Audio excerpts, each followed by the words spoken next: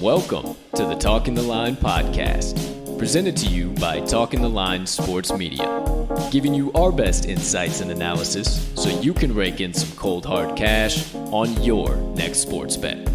Now sit on back, open up your mind, and let's cash some tickets. We can't thank you enough for joining us. We hope you enjoy.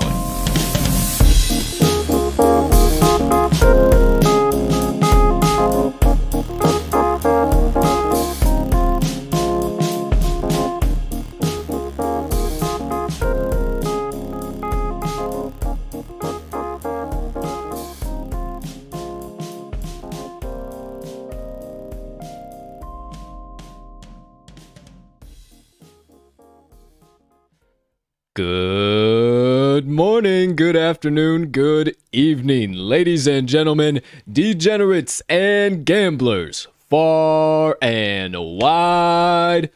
Welcome in to episode number 85 of the Talking the Line podcast. Hey, before we go anywhere, thank you so much for taking a few moments out of your day to come and kick it with the crew on this beautiful Wednesday of bets. It is a big day for the TTL crew, but before we tell you what's coming, before we talk some lines for you and give you the value that we found across today's MLB slates and potentially have a special guest in the process, please take a few moments to smash that subscribe button on whatever platform you are currently ingesting the TTL pod on. If you are watching on YouTube, you might as well go ahead and hit that notification bell as well. Here is the aforementioned special guest.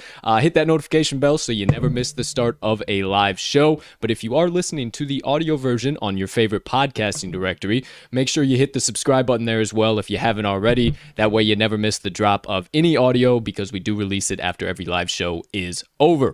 Next item up on the docket. Be sure, if you could be so kind, and you do have a few extra seconds, hit that like button, leave us a comment, leave us a rating, and jump in the live chat if you would like to as well. We can't tell you how much we appreciate it when you do, and it only helps us make Talking the Line Sports Media bigger and better for each and every one of you.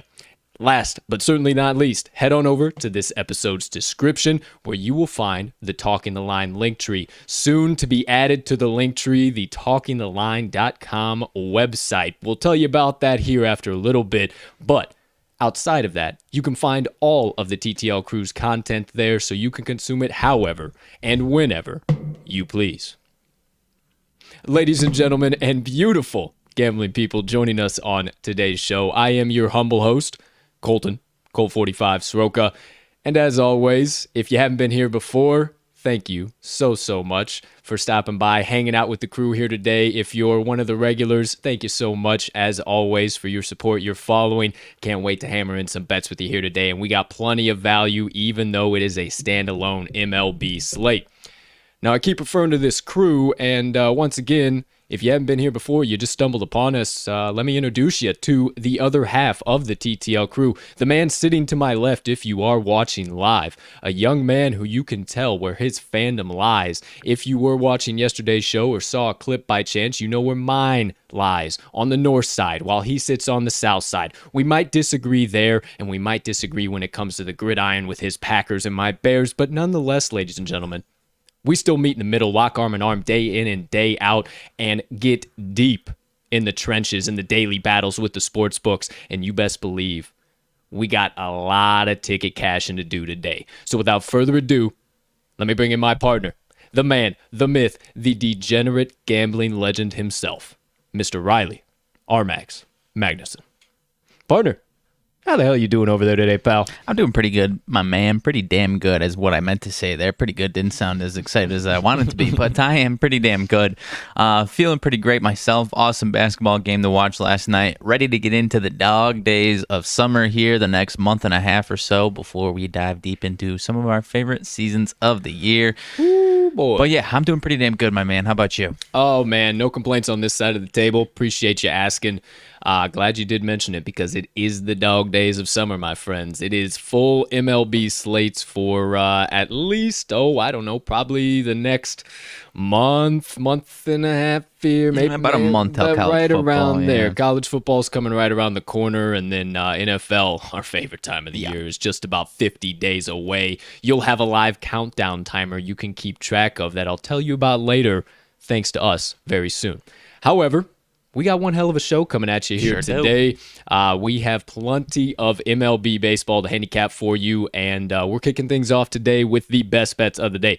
We only got 5 coming at you today, but that being said, we're going quality over quantity today. Going to be bringing you some solid value. Mags has 2, and I got 3 for you.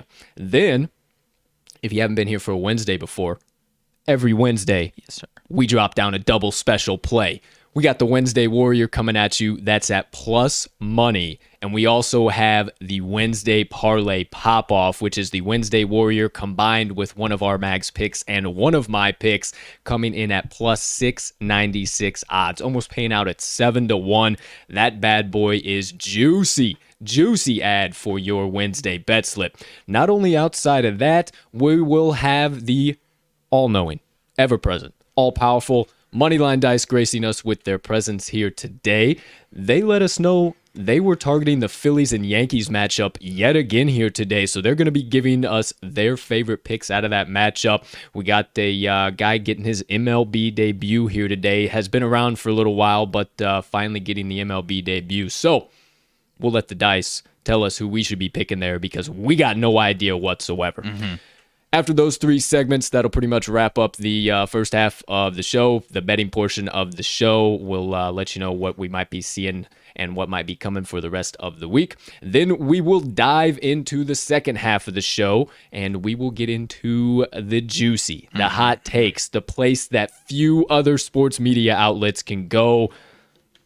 Rants and reactions today. We got plenty to talk about. We got Olympic updates coming. Told you about the sex-proof beds yesterday. We got more updates, more stuff coming out of there. We have plenty to talk about out of the MLB. And once again, the 8-sided circle. You know me. I just love MMA, UFC, everything in between. So I have been dove deep into that world here lately. And plenty more that we have to talk about on today's Rants and Reactions. So if you want a little bit of hot takes, a little bit of stuff outside of bets and lines, stick around for the second half of today's show for the Rants and Reactions.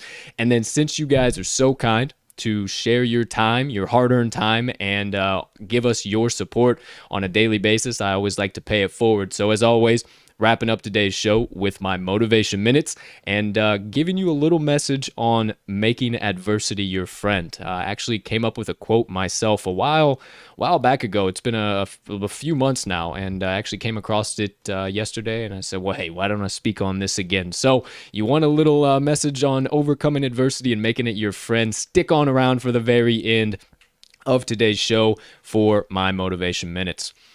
Partner, seems to me like we are about ready to drop down some cold, hard facts. I think so. And some stone cold locks. We sure are. So anything else you need to lay down, get out, get off the chest, out of the brain before I get this thing kicked off? I think we're about set. All right. For now. Stop all the banner, cut all the drama, quit all the gossip that you could go to every other sports media outlet and get. You come to the TTL Pod and hang out with the TTL crew for the stone cold locks and running tickets to the window all day and night long. And boy, oh boy, do I really mean all day and night long today. We have an early slate, so get tuned in, get locked in now. One of our plays actually starts at 11:30, so it is time to go. No hesitation, no delay. Episode 85 of the Talking the Line podcast on July 21st, 2021 is underway. Man, I am a poet and I didn't even know it. Let's go. I'm getting good at these rhymes, so let's get this thing kicked off, ladies and gentlemen. Rap career coming next? Quite possibly. We'll discuss after hours. We'll discuss. But for now, first segment of episode 85 of the TTL show, TTL Pod. I always say show and pod. It's the same difference. Who knows? But first segment, first half of that first segment, the TTL crew's best bets of the day. We are going to actually hold the phone. I got the recap, huh? Wow, ladies and gentlemen, I apologize. Now that more of you are even in Little here, tease. full transparency. It's almost time. Full transparency, real quick. Yesterday's best bets of the day recapped for you. Don't want to ever skip that. RMags, he's gonna get right 1 and 2 days. Hey man, if I was right about anything, I'm glad to be right about a Giannis monster performance. Yes, absolutely. Absolutely. It was great to see. We'll definitely dive into game 6 Sure. later. But moving on the right side of your screen, I'm still cashing tickets, ladies and gentlemen. 3-1 yesterday, 5-2-1 on the week. We are getting the money train rolling down the tracks. I am juiced to give you more picks here today. 2 for Tuesday parlay, a double loss. What the hell happened? No idea. We were very confident in both of those plays, but did not make it to the pay window. And the Moneyline Dice, our ever-present, our all-knowing pals. All-knowing is becoming more and more evident, my man. Cashed another plus money, Paulie. 35, 33-1 on the TTL Pod. 36, I believe. 36, I believe, 33 yes. and 1 on the TTL Pod. Either way, ladies and gentlemen, we are always about full transparency and did not want to skip that. So there you go. Yesterday's best bets of the day. I do apologize. Now, let's get into it. First segment of episode 85. Forget yesterday. It's time for today. Wednesday's best bets of the day coming from the TTL crew and the first half. RMags, best bets of the day. Now, told y'all he's got 2 coming at you here today. He's got a nice little player prop, and he's got a nice little money line he's targeting. Not going to give you guys any more than that because he's got plenty to lay down. So, as always, open up those ear holes wide. Get those eyes open. Drop in a little Visine if you need to so you can be alert and ready to smash in these plays. And hey, don't forget to open up that sports book in the process. Without further ado, partner, lay it on down. And as always, you have the floor. Alrighty, I appreciate it. You mentioned I've got 1 money line and 1 player prop. I'm keeping both in the AL Central. First one, I'm going to go with the money line. I am going back to your well a little bit here that you've been taking this week. And I'm going the Detroit Tigers money line at home versus the Texas Rangers. We've got Matt Manning on the mound for the Tigers and Jordan Lyles for the Rangers. Now, Matt Manning's surface numbers are a little concerning, but in my opinion, he has improved lately. Tigers are actually 2-0 in his 2 home starts this season, and I mentioned the improvements here. Last start for him, they lost his last start. However, it was in Minnesota, and it was not on him. 5 innings pitched, 2 hits, 2 earned runs, keeping those hits down. I know Minnesota has struggled overall as a team, but that offense is not the problem there. It's their pitching staff. So keeping them down to 2 hits through 5 innings and 2 runs is pretty impressive to me.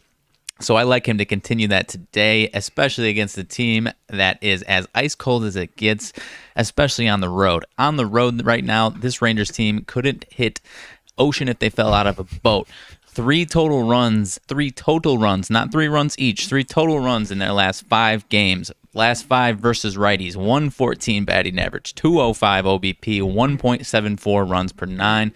A couple of those games are against some good pitchers, but a few of those are against some very hittable guys, so I have no concerns for Matt Manning today. This Rangers team I mentioned on the road, 1-6 last 7 road games and 13-35 road record overall. They are quickly becoming one of the worst road teams in all of baseball, and now they're facing a Tigers team, and now my partners mentioned it, 2 teams that are just going complete opposite trajectory here, especially at home for the Tigers. Tigers have 5 straight wins, 7 straight home wins.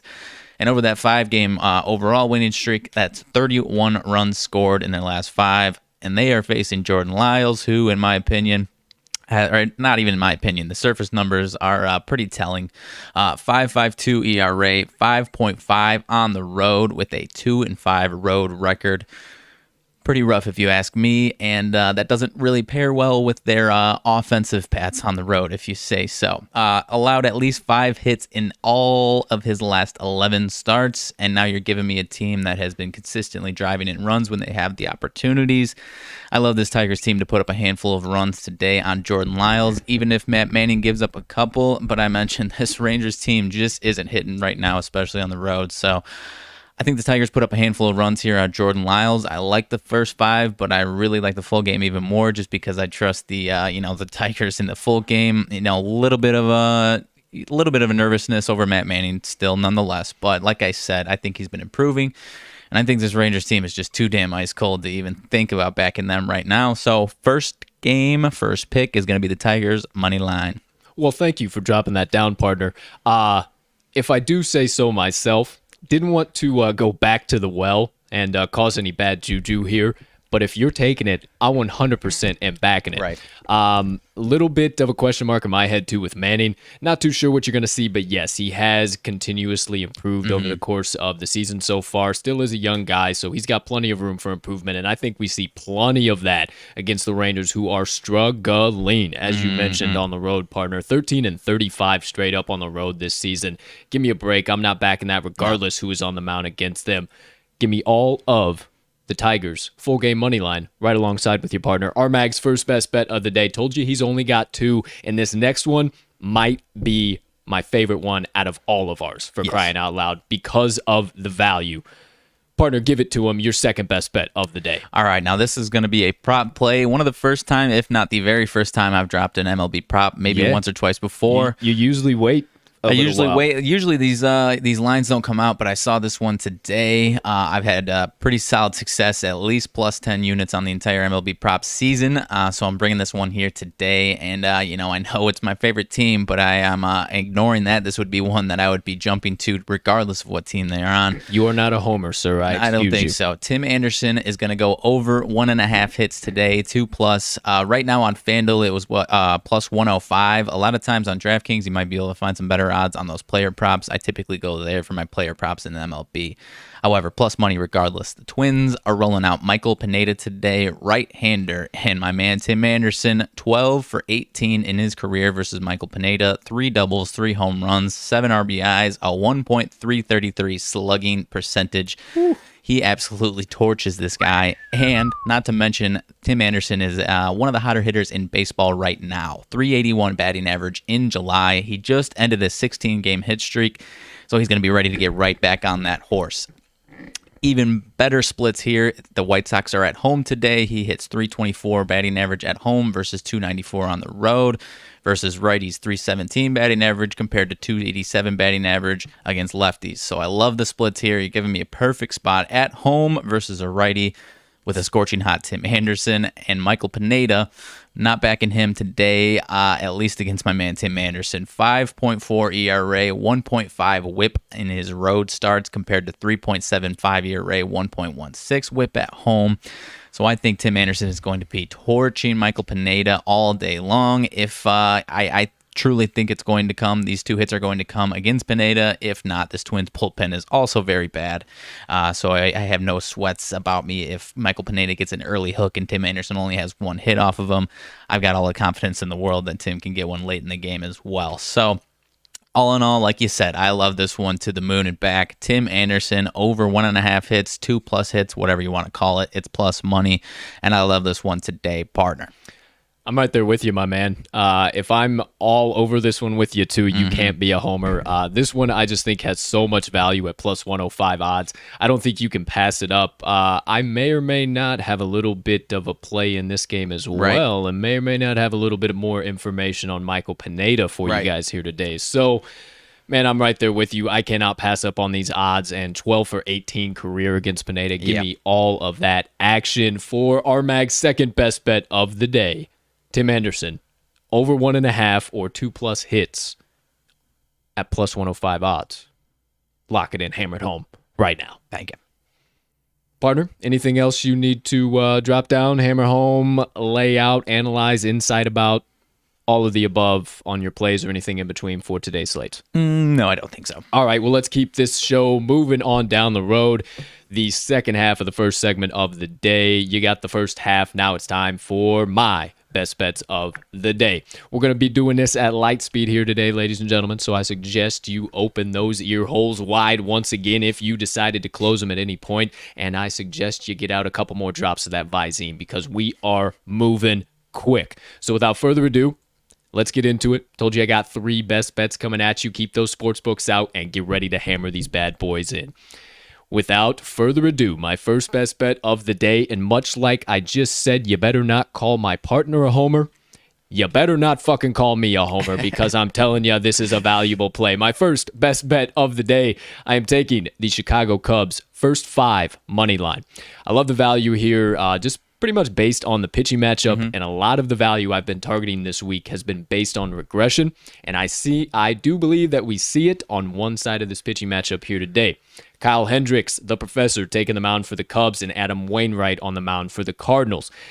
Hendricks has been the only consistent arm in the Cubs rotation. Now we have other good arms, but consistent, no. I would know. I'm a Cubs fan, ladies and gentlemen.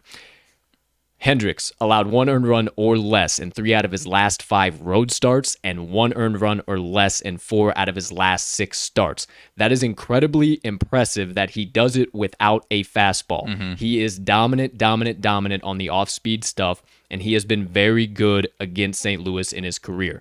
283 at-bats, 241 batting average allowed, 272 OBP. You love to see that sub-3 and a 611 OPS. I love him to keep those numbers right around the exact same here today, and not to mention he has already faced the Cardinals this season.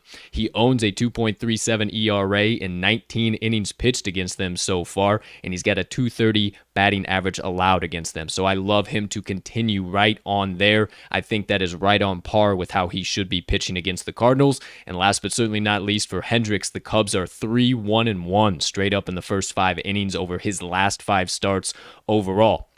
Now for Wainwright, here's where I think we're going to see a little bit of regression. He has actually already started to regress across the board. My partner was so kind to kind of target me into, and I said, yeah, I'm actually looking at that, but there are a few other places I think that he's going to regress in as well. I looked, and he owns a 0.00 ERA in 8 innings pitched against the Cubs this year. Now, if you want to back him to shut them out once again, go right on ahead, but I think we see some serious regression closer to his above 4 ERA so far on the season. I don't think he shuts the Cubs out at all, and I think he gives up at least 2 here today, as he's given up 2 earned runs or more in 3 out of his last 5 starts and 7 out of his last 10 starts. He hasn't been the best overall at night or at home. Home especially. He has he actually has been somewhat decent at home. I meant to say away. I do apologize. At home he has been good, but I also think we start to see some regression there as well. His last 5 home starts have not been against the best offenses in the league. Against the Giants, against Pittsburgh, against Miami twice, and Cleveland. Now, you heard me mention the Giants first. I want to mention that first because they got him for 4 earned runs in his last outing. So when he has faced an offense that can put up runs, it has not been good at home, and he has faced a lot of lackluster offenses at home. So I think we see those numbers start to regress a little bit towards his mean as well. And last but certainly not least, St. Louis is 2-2-1 straight up in the first 5 innings over his last 5 starts overall, with the 2 wins coming the furthest in the past. So I think we see a few more losses in the first 5 innings before we see any wins here for Wainwright. Another key thing that clued me in on this, why I like the money line, you might be looking at it and think that the Cubs are the dog. It's still minus odds, but they're the dog on the money line. Well, if you look on the run line, they are actually favored -0.5, right around plus 130. I've played that exact line movement time and time again in the MLB season, and this game is about making money, ladies and gentlemen, and noticing line movement. So once again, I'm playing that line movement. If they're a dog on the money line but favored on the run line, a little bit of shakiness there for me. So at the very worst, this pushes out, but I don't believe that happens at all here today because the Cubs are 6-0 in the last 6 Hendricks starts when he has 4+ days rest, and they're 6-2 in the last 8 meetings between these two teams. Give me all of the Cubs' first 5 money line here today for my first best bet of the day. Yeah, my man, you mentioned it with me. I'm with you on this one as well. If I'm on this one with you as well, you're not a homer. I was then honestly interested in the under in this game, but you kind of shied me away. I kind of shied each other away from it, honestly, as far as Adam Wainwright is concerned. So I agree with you. I think he's going to regress against the Cubs specifically, and then, overall regress as well. So I'll be right there with you. I've been backing Kyle Hendricks all season long, and today ain't going to be any different. Well, thank you, sir. And Juan, absolutely hammer in the Tigers right now. We love them both. But yeah, also one thing in regression, I got a little tongue-tied there on the home and away splits. Yeah. He is good at home, but that was over the course of June, and he has already trended back up to his above 4 ERA here in July. He owns a 4.26 ERA in the month of July, does Wainwright. So that wraps it up for my first best bet of the day.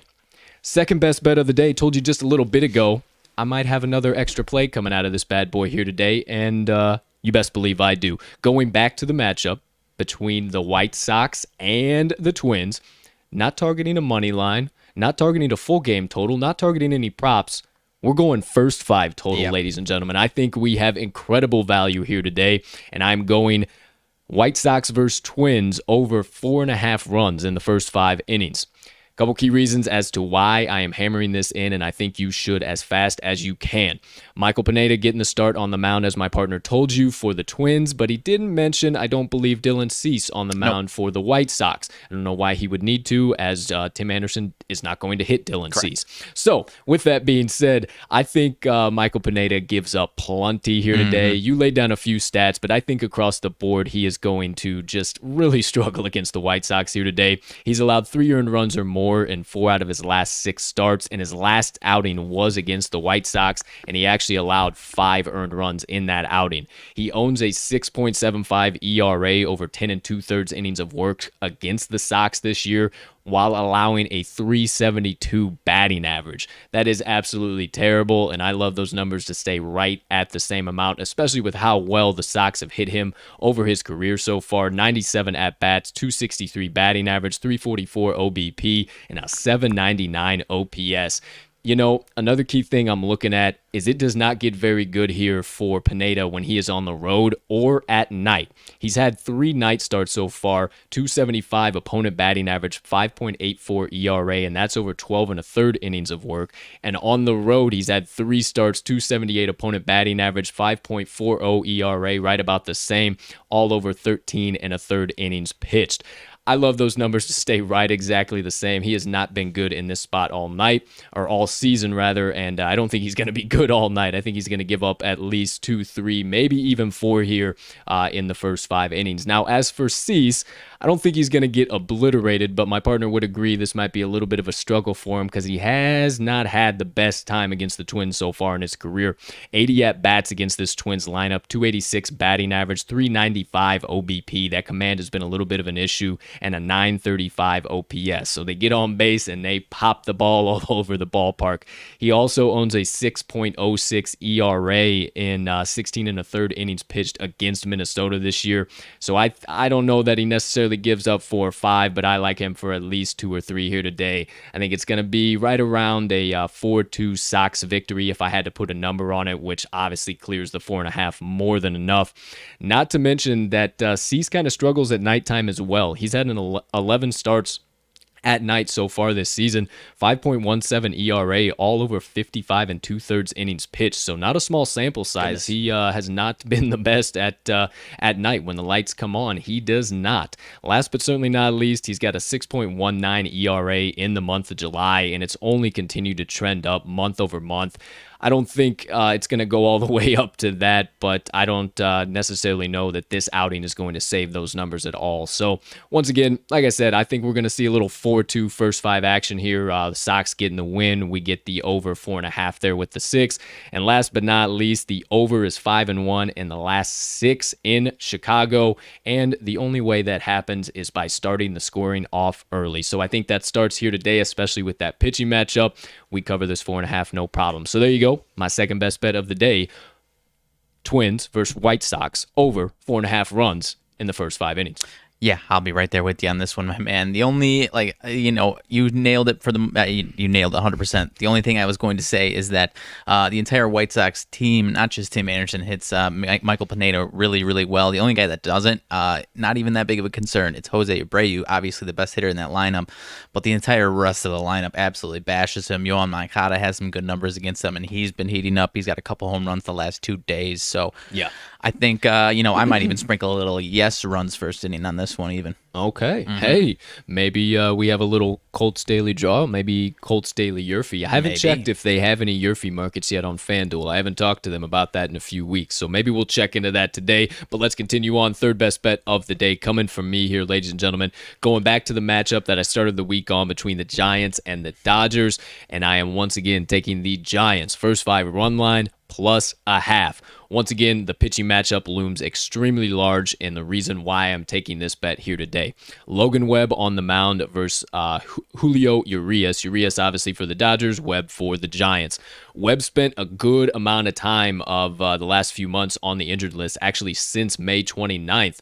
But since his return, he's had 2 outings, gave up 0 earned runs and 1 earned run, went 3 innings and 4 innings, so they've been steadily working him in, and I like him to go at least 5 or 6 here today. He's had a pretty good success against the Dodgers in his career so far. A smaller sample size, but something you can write a little bit home about at least. 47 at-bats, 172 batting average, 256 OBP, and a 550 OPS. So nothing you shouldn't shake a stick at, something you should definitely take into consideration here today, and I think Logan Webb returns to the dominance that we saw from him before he did hit the injured list, because he was a great guy to back on the first 5 run line, and I think he continues to be that here today. Not to mention he is 2-0, or San Francisco is 2-0 in the first 5 innings since his return, and 5-0 straight up in the first 5 innings in his last 5 starts overall.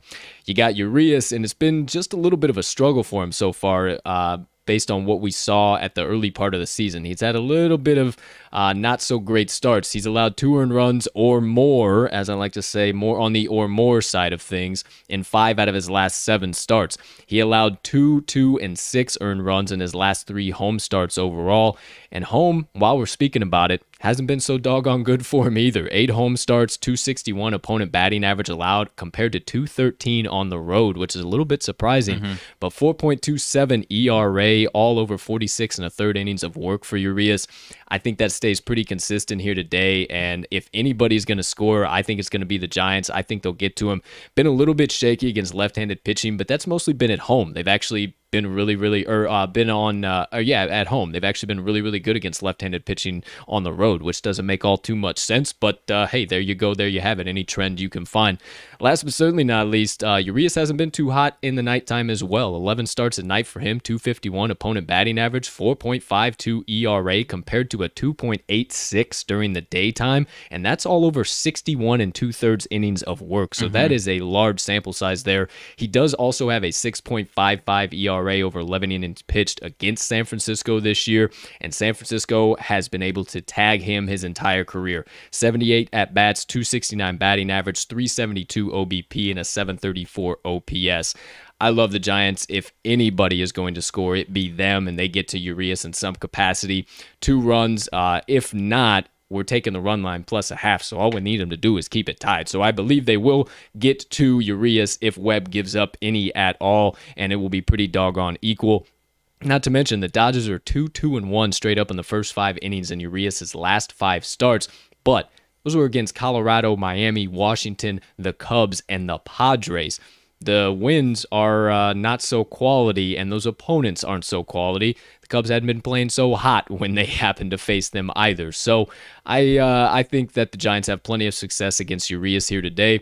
Not to mention, in the last 7 meetings between these two teams, the Giants are 4-2-1 straight up in the first 5 innings. So I will be hammering the mess out of the Giants' first 5 run line plus a half here for my third and final best bet of the day. I love it, my man. I'll be right there with you as well. I backed Julio Urias last week against the Rockies on the road, but he's a guy that's just real specific spots, and as you mentioned, he's been better on the road. And against this Giants team, I just think this Giants team is made to put a few runs up on him, and I really like this pitching matchup in this one. So I'll be right there with you, my man. 5 best bets of the day coming from the TTL crew. There you have it. I hope you locked them in and got it ready to rock and roll. We still have a few to dish out, so hope you got a little bit more bankroll left over from those first few locking in, because we got the Wednesday Warrior and the Wednesday Parlay Pop-Off to drop down on you real quick before we give you all of the best bets of the day on the screen. So quickly, this is the earliest game on today's slate. Starts at 11:35 a.m. Central Actually, there might Standard be Time. There might be a couple before it. Really? Yeah. No kidding. There's a handful of games that are real early. Yeah, Orioles Rays is 11:10. Padres Braves 11:20. Wow. So this is number 3. This is number 3. So 11:35 Central Standard Time. If you hadn't guessed yet, is the Mets versus the Cincinnati Reds. So let's get into today's Wednesday Warrior, the first special play of the day. Might not be taking the side that you're thinking. But I think this is a little bit of a setup line. I had to do a little bit of a convincing on my partner here this morning, but he's over on the side now. We're locked in, and we are taking the Cincinnati Reds money line, plus money Pauly here at home. Way too good to pass up. Now, if you do so vaguely remember, started off the season, Marcus Stroman getting some very, very high lines, minus 180, minus 190, almost a guaranteed you got to take it at minus 1.5 for the Mets.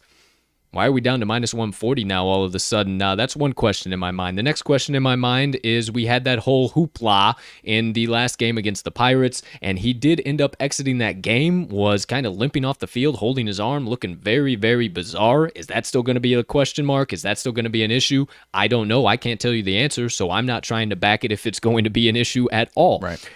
With all that being said, those were kind of the things that stuck out the most in my head. But then you look and you see this Hoffman. Who's this Jeff Hoffman guy? What's going on here? I don't know nothing about him. Well, it's because he's a rookie. He got on the injured list, has been on the injured list for a little bit of time, but he actually was pitching doggone well before he went on the injured list. And in his AAA rehab assignment, had a sub-3 ERA. So he has been pitching actually damn well. And I like him to control and limit all of the opponent offense here today. I think he is going to have one hell of a time when it comes to this Mets team. I think they'll be a little bit off balance too because he hasn't pitched against them and there's not much tape on this guy, especially with him being on the IL. But if you don't like all of that, all of my opinions why I think this is going to lean in this favor of the Reds, the Mets are 0-5 in Stroman's last 5 starts as a favorite. They're 0-4 straight up in his last 4 starts versus the NL Central, and the Reds are 5-0 in the last 5 games during Game 3 of a series. Oh, it's funny I mentioned Game 3 because between these two teams in Game 3 of a series, Cincinnati is 5-10 and 7-3. After a win, and the Mets are 12-11. I love them to make it 12-12 here today in Game 3 of the series, and the Reds money line to cash with ease. Partner, anything additional I didn't cover? Going right back to Marcus Stroman real quick. Aside from all the stuff that you were mentioning, he's actually kind of been regressing just in general. Lost some dominance, 4.8 ERA in July overall. He's given up 5 hits or more in each of his last 4 starts. And I mentioned that 4.8 ERA in July. 2 of those starts, that's 3 starts. 2 of them are against the Pittsburgh Pirates. Yeah. So you're giving me a mashing team at home like the Cincinnati Reds. I like them to put up, 6-7 hits, 4 or 5 runs. I don't know, but I do know, or I think I know at least one. I think I know at least 2. I love them to absolutely have a field day on Stroman here today. I mean, he hasn't made it out of the 5th inning since the middle of June. I don't know if they're going to embarrass him, but I think they put up a healthy number of runs here. Oh, healthy is the operative word there. So there you go, ladies and gentlemen. Today's Wednesday Warrior is the Cincinnati Reds money line. Not to mention, we are killers with this Wednesday Warrior. Yeah, the Wednesday Warrior is the special play at the TTL Pod. I don't think we mentioned it, but last week it was the finals edition, and we didn't have a Wednesday Warrior, but we did like our TTL best bet, and it won. Yeah. But we didn't put it as a Wednesday Warrior. Well, hey, there you go. De facto Wednesday Warrior. We're hot on Wednesday Warriors. De facto, and the previous few before that, we have been cashing. Well, the other thing we have been cashing too is the Wednesday Parlay Pop-Off, and we are ready to get a special play to the window.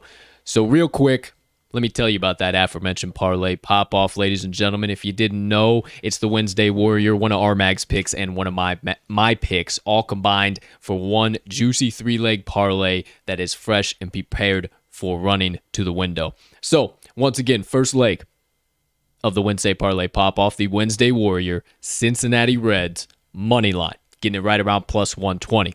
Second leg, we are taking my partner's pick, Tim Anderson, over 1.5 hits or 2+ hits, whatever book you are currently finding that on, right around plus 105 right now. And the third and final leg, my pick, we are taking the Giants, first 5 run line plus 0.5, right around minus 125. It was right around minus 102 when I put it in my bet slip this morning, and before I had an opportunity to hammer it in, it kicked up to those odds.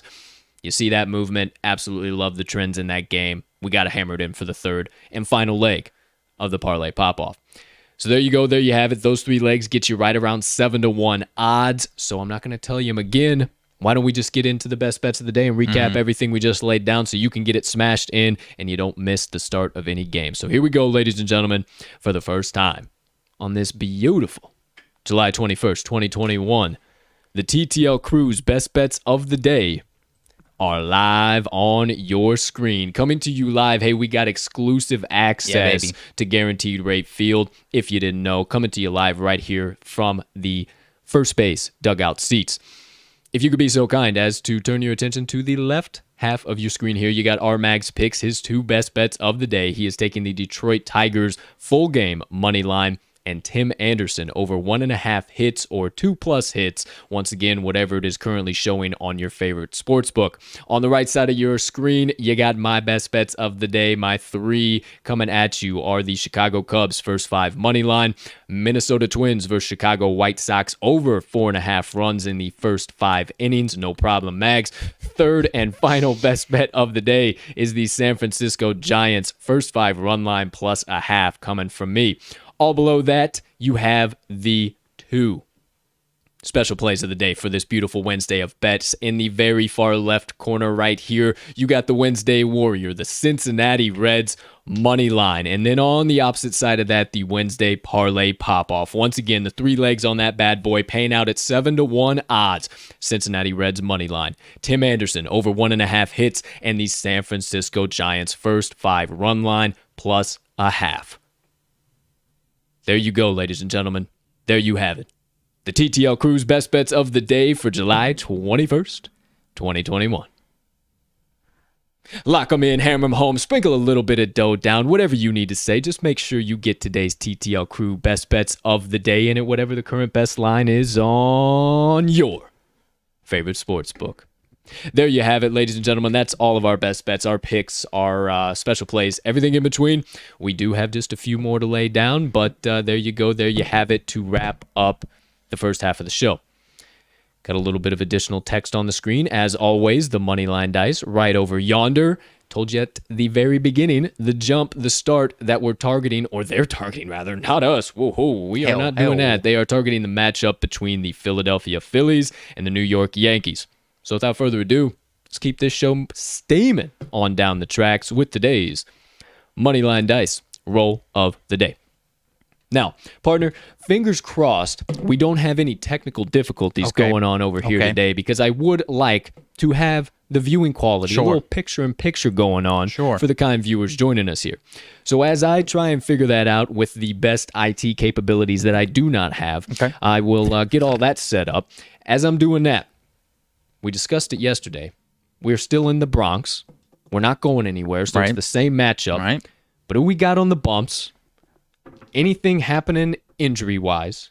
Any outstanding storylines you think would be of value for us and the dice to know about? And then as you wrap that all up, I'll see you and you here in just a couple of seconds. Alrighty. So, as my partner mentioned, it is going to be the Phillies versus the New York Yankees in Yankee Stadium today. We've got Matt Moore on the mound for the Phillies and Asher Wojciechowski for the Yankees. This is going nice. I didn't know how I would be able to pronounce that. Nailed it. Nice. I believe that's very similar to Adrian Wojnarowski, so I guess it's not totally the same. But anyways, Wojciechowski here is going to be making his first start of 2021. He's been in the league for a few years here, pitched in 2015, didn't pitch in 2016, pitched in 2017, didn't pitch in 2018, and then he was with Baltimore the last 2 years. So needless to say, this guy is a journeyman, and it's more of a desperation type start, if you ask me. He's got a 5.95 career ERA, and as I mentioned, he has not pitched this season. Matt Moore on the other side of the thing for the Phillies, and he's been a little so lately. 4.26 ERA here in July, but a 5.25 ERA on the season versus this Yankees lineup. It's only a couple of guys, 3 guys actually have seen him a decent sample size. He handles Brett Gardner well, but then DJ LeMahieu and Giancarlo Stanton, 500 average, 429 average. So those guys hit him really well. However, DJ LeMahieu is listed as questionable today for the Yankees with an illness. So we will see if the dice are keen in on that. Maybe they know something we don't. But money lines here today, the Yankees minus 125 with the Phillies coming in at plus 105. On the run line, minus 1.5 for the Yankees is plus 144. Plus 1.5 for the Phils is minus 165. And the over-under is set at 10 runs here today. Not seeing any money and total splits here quite yet, so we can't key in on that quite yet. Our Action Labs on the Action Network app is predicting a Yankees money line win today, so we will see if the dice key in on that number. But this looked like it opened up at minus 155, and now it's dropped to 125. I imagine that just might be a little unknown with some pitching matchups there, so I don't think we can buy into that too much. 47 and 46 now for the Phils, dropped yesterday. Obviously, the dice nailed that one yesterday. 6-4 win for the Yankees.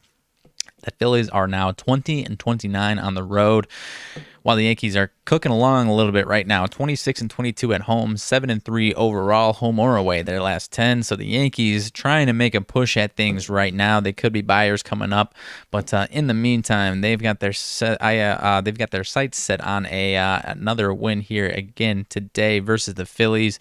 They do not play tomorrow, so this is a 2-game series. They are looking for that 2-game sweep. And I honestly don't know where I lean on this one. I was interested in the Yankees, but at the same time, I don't know how you can back Asher Wojciechowski unless you know something about him. And vice versa. I don't know what you're expecting out of Matt Moore today. He has allowed, as I mentioned, 4.26 ERA here in July. He has allowed over 4 innings or 4 1/3 innings. All 3 of his starts here. The Phillies have won each of his last 4 starts, and he's allowed 2 earned runs in each of his last 3 starts. So he's actually been pretty decent through the first 4 or 5 innings, but that's about as long as he has gone all season long. I believe he actually came out of the bullpen. That is correct. He had 7 starts, 13 appearances. So lately he has been the starting pitcher in this rotation. And that's appearing like it's going to continue with Zach Eflin on the IL. But needless to say, he does not get into these games too much here. So I don't know what we got going on. Partner looks like he may or may not have it. I don't know. But just as you said that, I got it. All righty. So as I mentioned, not any money or total splits, money percentages. I cannot explain to you how much I hate fucking technology. I think you try, and I think we all get it. But yeah, so Zach Eflin, obviously he wasn't pitching today, but Zach Eflin being on the IL certainly plays into Matt Moore being into that rotation here for a minute. But also picked a hell of a career path to hate technology this yes, month. Seriously, dude, look at all the technology you got on this freaking table. No freaking kidding. All right, here we go, ladies and gentlemen. I do believe we are about rock and rolling.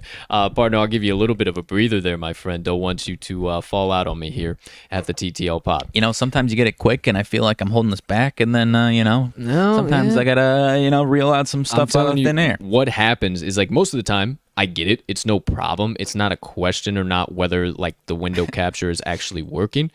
Make sure you have that down with what's ever working for the day. But let me put that away real quick so you guys can see it clearly.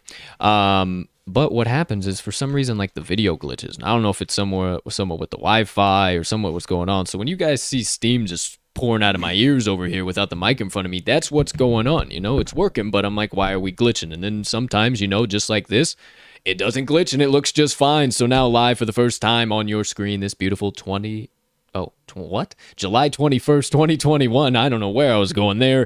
The Moneyline Dice are live on your screen. So my partner has laid the stage. You know the pitching matchup. You know the teams. You know where we're playing. You know some of the storylines, some of the things he was so kind to make us aware of, and the dice as they were sitting here all ears. It's time to get into today's roll. Without further ado, ladies and gentlemen, you just got them straight, and now I'm stealing them up. Here we go. I was just showing them off. First roll of the day. Are we going? The home team Bronx Bombers. Yet again, are we moving on to the Phillies this time? As always, we find out in 3, in 2, in 1. Home team Bronx Bombers. Going back to the Bronx Bombers are the Moneyline Dice. Unofficially, will we be taking them on the Moneyline or the ATS against the spread, the run line, the -1.5 dice? Let us know in 3, in 2, in 1. ATS. So -1. It is -1.5. And I figured it would be. Interesting. There you go. There you have it, ladies and gentlemen. Nice shot of my hand. Moving right on. Final roll of the day, the wild card roll. Are the dice doubling down yet again and saying, hey, quit jacking around, just hammer this ticket in? Do they need a little extra face time because they finally got on the screen here today without having an official appearance yesterday and we might have to re-roll? Or are they just going to target the total and skip all that nonsense? Once again, we all find out in 3, in 2, in 1. Over 10 the runs. Game total of 10 runs. Alrighty. I can see it. I can see it right now. I don't care how shaky Asher Wojciechowski is. That Matt Moore is, a little unpredictable. And who knows about that Philly bullpen, my man? I know who does. The dice have spoken! If you want to guaranteed take 2 tickets to the window on this beautiful Wednesday of bets, we will hear none of the counter arguments because the all-knowing Moneyline Dice know all. Hammer in right now. The New York Yankees. Moneyline. No, the New York Yankees run line -1.5 and over 10 runs in the game total between the Phillies and the Yankees. Thank you, Dice. Thank you, Dice. Stay hot. Stay hot. Stay hot, Stay kids. hot, Dice. There you go. There you have it. I keep you one more look so you can see them. Tell you about them real quick. As always, yes, you can see that as well. Little handy-dandy carrying case all here on your screen. Why do I show you that? Because you should get your own fucking set, pal. You should go out there and get them yourself. But hey, you ain't got to scan the interweb. You ain't got to go looking all over the place. You don't really got to worry about it at all because we got your back and we give you an offer code, get you a little bit of money off in the process. You're going to go to this episode's description. Down at the bottom, little ASMR for you. You're going to see the MoneylineDice.com website all the way down at the bottom. And then you're also going to see the TTL Cruise offer code TTL10, TTL10. Go to MoneylineDice.com. Pick out whatever you want. None of their merchandise is off limits. Enter that code at checkout, and you're going to get 10% off your first order. You can start rolling along with the crew. We've been rolling well before the TTL pod, and we decided to let them grace us with their presence every single day because they were hot, and now they're officially getting hot on the TTL pod. So once again, for today's roll, get your own Moneyline Dice right now. But for today's roll, New York Yankees -1.5 and over 10 runs for the game total. Thank you, Dice. Thank you, Dice. All right, ladies and gentlemen. Well, there we have it. There you go. Let me get our kind guest put away here. All right. So, there you have it, my friends. Today's Moneyline Dice roll of the day. Make sure you get your own set. You will not be disappointed. I can promise you that. Producer Colt needs to get his hat on here just right quick, if I do say so myself. Let me turn that off, turn this off. See you later, alligator. After a while, crocodile. Thank you. All right, one more. Beautiful. And host Colt 45 is back in action, ladies and gentlemen. Here we are. It is time to move on through to the second half of the show. That is the first half of TTL Pod, episode number 85 on this beautiful July 21st, 2021.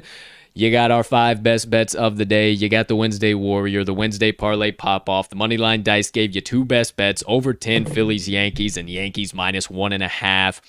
Beautiful card coming from the crew and the Moneyline Dice here today. Cannot wait to see you guys at the pay window right around, hey, we're going to start seeing you at the pay window here early. So get your shoes on, get ready to get your walk, and meet us on over there as soon as we cash this Reds Moneyline ticket. But before we get into the second half of today's show, if you are just one of the kind folks that stops by the first half of the show to get all of our best bets and special plays and the analysis and insights that correlates with all of them, and you're about to head on out of here, hope you have a spectacular rest of your Wednesday, unless you have any other plans. Hope you do not, because we do not on this side of the table. We'll catch you at the pay window. Stay easy, stay safe. We can't thank you enough for all of your support, everything in between. And once you do get on out of here, don't stay away too long because we need you back on tomorrow's show, episode number 86, and your help bankrupting these sportsbooks one play at a time. Have a great day, my friends. We'll see y'all later. But for the rest of you, sticking around for the second half of the TTL pod on this beautiful Wednesday, It's time to kick it on back a little bit. We might talk a little bit of additional betting lines. We might talk a little bit of additional betting trends. We might talk about some general things affecting the sports betting market, and we might talk about everything in between or outside. Who the hell knows? But on this beautiful Wednesday, it is time to remove the filter. Get ready to get hot and heavy and go to places that far few other sports media outlets can go in today's Rants and Reactions. Boy, oh boy, partner, I have some juicy stuff to ask you about, to talk about some things we need to discuss today. However, how you doing? How you feeling? You looking good? And I'm feeling great. Yeah, about the same over here. No complaints on this side of the table. As I said at the beginning of the show, feel like we have a really solid card going in here today. I think so too. Now that we have the handicap and hats off, we're more of the journalist, if you will. Yeah, totally, definitely. If you will. Yeah, that's what this is. I'm ready to rock and roll. Cannot wait to get that action going. Everything's already smashed in on this side of the table. Yep. So as we'll give you, maybe might be still going on here in just a little while. Might give you some updates. Hopefully, got a first inning bomb we can tell you guys about. Right. You get a live reaction. But let's get it started here today, my friends. First things first. Speaking of talking about bombs. We had a bomb come out of the Olympic Village, the summer games. I apologize. Out of the IOC. like you can take it back. Can't take it back now. Try and bleep it out later. Talked about them sex-proof beds. Sure did. No, I got no more to talk about on that. We done exhausted that topic as far as it can be. I hope there is more stuff that comes out. But nonetheless, we got nothing to talk about there today. But we do have some Olympic news to stop by. First things first, it came out yesterday. Our boy, Zach LaVine, hit health and safety protocols. Yes, sir. Just a little bit of a warning shot. I'm here to tell you nothing crazy. He is since out of health and safety protocols and has rejoined Team USA. Good stuff. We're good to go. No worries there, ladies and gentlemen. However, we do have a little something we might have to think about. A little something that I'm a little worried about. USA women's soccer yesterday lost their game to Sweden 3-0. Right. Group stage, I believe, correct? Group stage. Right. Nothing crazy yet. However, that snapped a 44-game unbeaten streak. I ask you, sir, are we getting too hyped up for the Olympics and we might be in for the worst USA showing of all time? Oof. I hate to say it, but could we be? We've already seen some minor hiccups here from the basketball team, from now the women's soccer team, who was once thought to be the most dominant force this side of the Mason-Dixon. However, what do you think we're going to see from Team USA? Is this sign of things to come for the Summer Games happening at the end of this week, partner? I don't know, man. The end of this week. I hope not. Mind you, 3-0. Friday starts the game. What are we here to see, pal? 3-0. That's a little scary. I mean, I can't say that I am too in tune with women's USA women's soccer, other than I know that they've been amazing for the last decade or so. So I venture to guess that they'll figure things out. I hope so. But I'd be talking out of my ass if I said anything good or bad about the women's soccer team. That you knew all too much. I don't know. Well, I don't know. No problem. Either way, I think the basketball team is on track, though. I hope so. I hope this is not a sign of things to come for the USA in the Summer Games this year. Because I did hear something, it was a different podcast. They were saying that rumor has it that the games that they were losing, it was in Vegas, and these guys were whooping it up there at Vegas and didn't really give a shit about those games. Okay. All right. So rumor has it. Rumor has it. Rumor mill has it. Well, we'll see what happens from Team USA either way. Hopefully not a sign of things to come. And briefly touched on Zach LaVine. Now, we got some COVID issues going on in Tokyo. If you did not know, it is not the best place to be right now. Right. If I do so vaguely remember, I told you guys they were at a 6-month high in infection rates right now. So last week, right? Yeah. So all that being said, ladies and gentlemen, it has now officially come out. The IOC president is not ruling out a late-minute cancellation. We might not have the Summer Games. It might not happen. I sit here speaking to you on Wednesday, July 21st, and by July 22nd, I might be telling you we're not watching the Olympics and it's off for another year. Jeez. Could you imagine? I don't know. I mean, we're sitting here looking at I can't imagine NFL stadiums. I can't imagine they would redo it. I mean, I guess they would have to. I don't know. We're sitting here and have been given the information that NFL stadiums will be at full capacity throughout the entire season this upcoming year. And now we're talking about potentially canceling the games? What's going on? What's happening? Could we potentially see the Olympics not happening this year? I have to feel like this is like partially a warning, but also partially some truth to it. Like, get your shit together. If you're, hanging out and you're about to be in the Olympics, like tune it up. I know it sucks, but you gotta, if you want to be there, you gotta isolate yourself, basically. Right. With that being said, as far as I think it might be a warning, but at the same time, if these cases keep rolling in over there, I wouldn't shock me if they ruled it out. But it kind of would surprise me, but it wouldn't shock me, I guess. Once again, fingers crossed. I know we told you a little while ago that we would be boycotting the Olympics, but no longer, no problem. See, that's the perks of the good old cannabis plant, is that you don't hold grudges.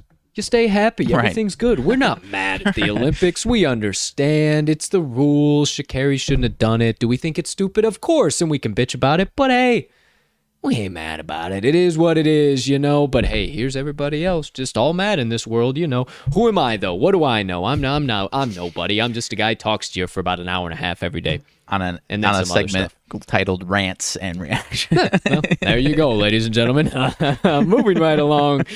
Speaking of rants and reactions, we got a little ranting to do, a little reacting to do, a little betting to do. Here. PGA 3M Open starts tomorrow. Did you happen to take a look through any lines? Anything stood out to you? Anything popped out? I did. What are you liking? I think it sounds like this course is tailor-made for some of these big hitters. That's why you see, aside from him being very good, obviously, that's why you see Dustin Johnson being the heavy plus 700 favorite. Next closest is plus 14.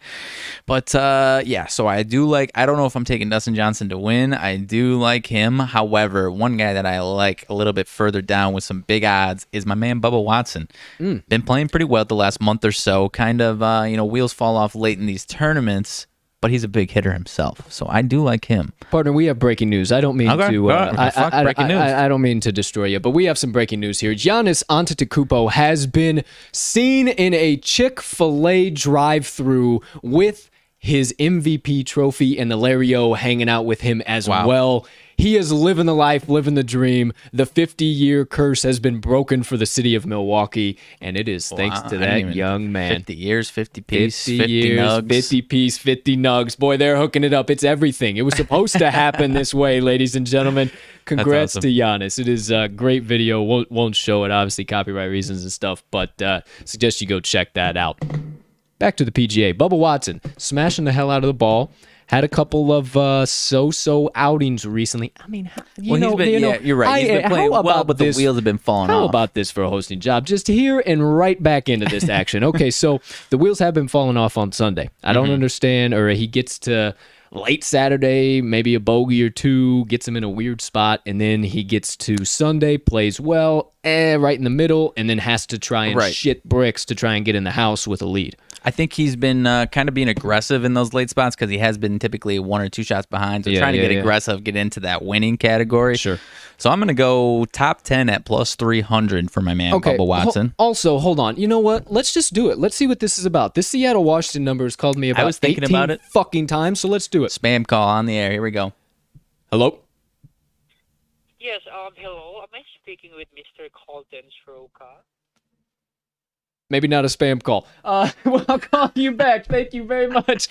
All right, so maybe that's not a spam call. So you never know what. Come on, that was spam and a half. What are you talking about? I don't think that was spam. No?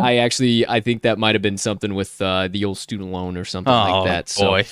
so might not wanted that, but didn't want to get in.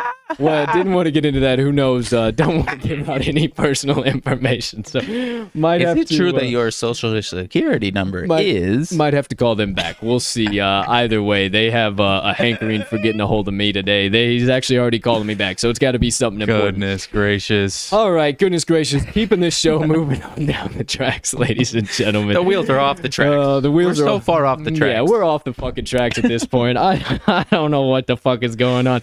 All right, 3M Open.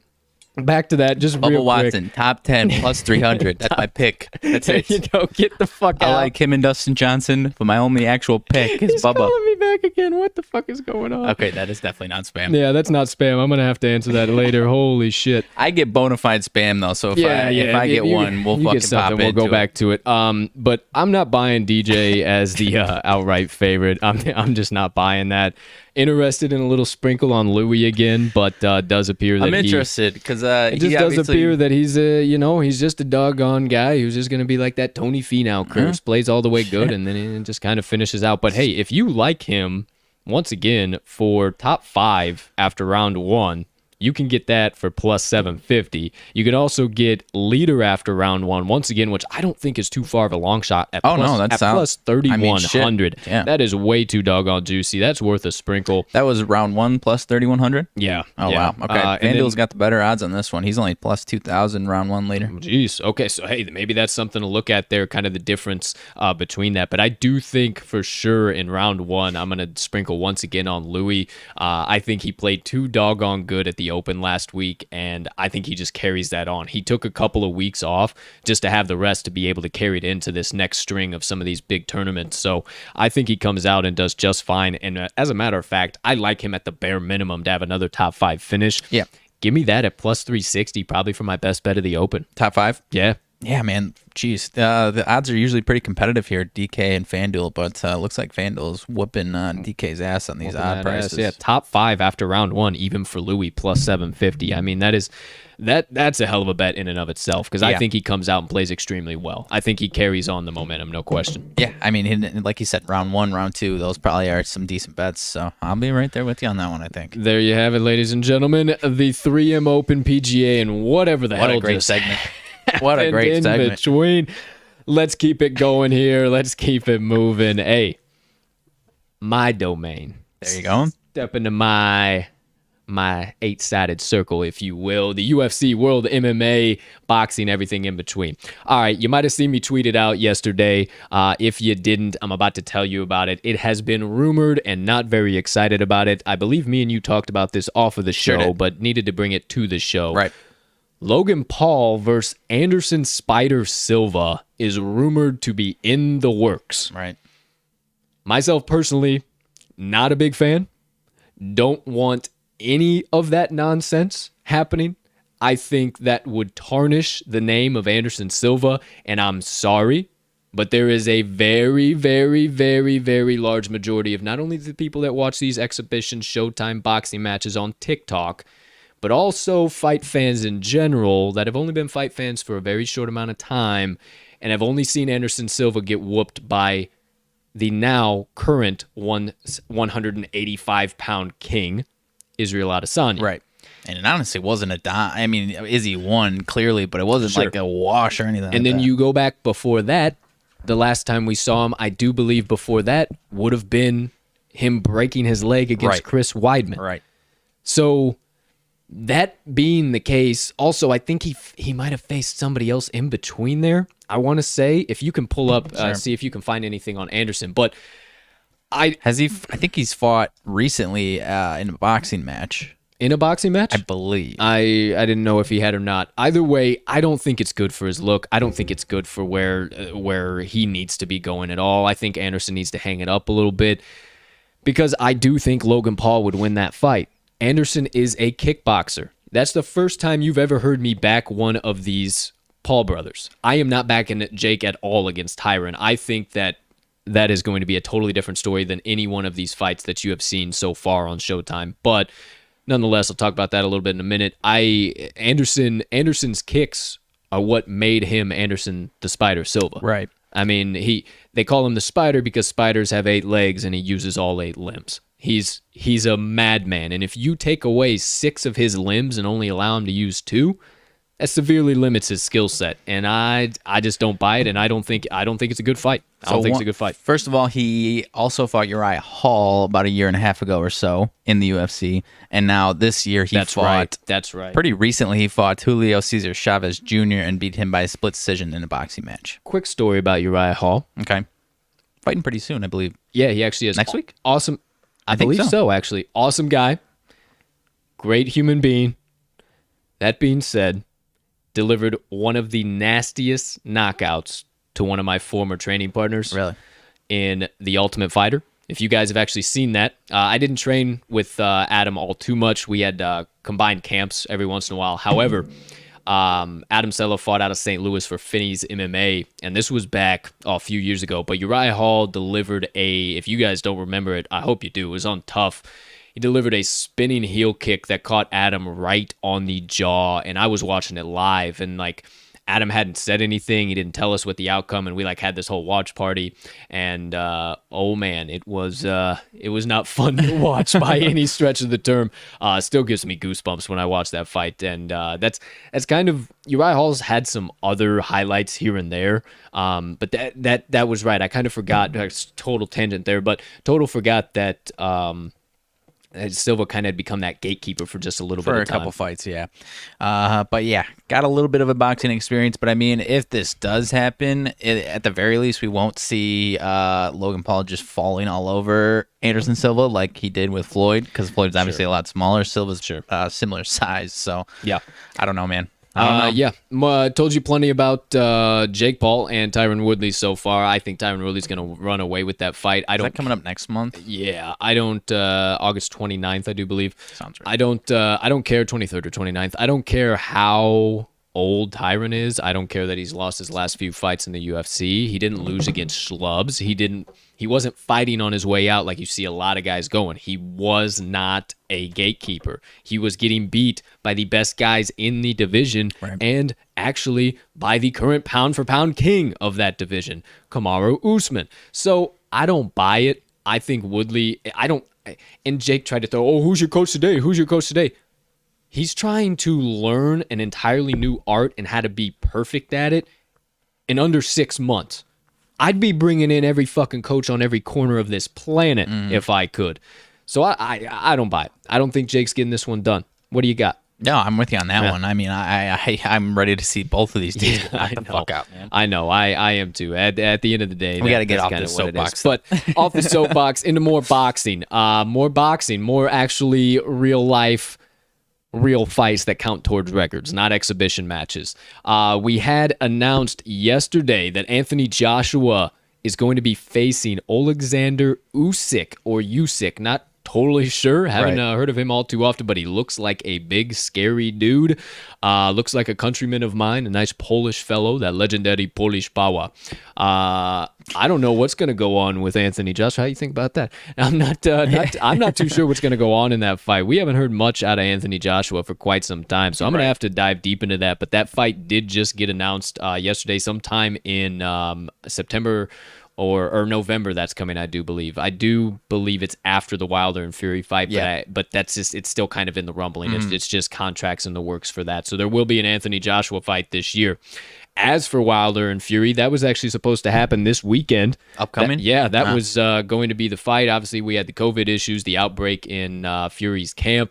They have now, if you didn't know, moved it back to October 9th. That was announced a few weeks back. So it is now October 9th. Still be at the T-Mobile Arena. Find yourself in Vegas. Get yourself some tickets. Go check it out, because that should be a electric affair. Let me tell you that.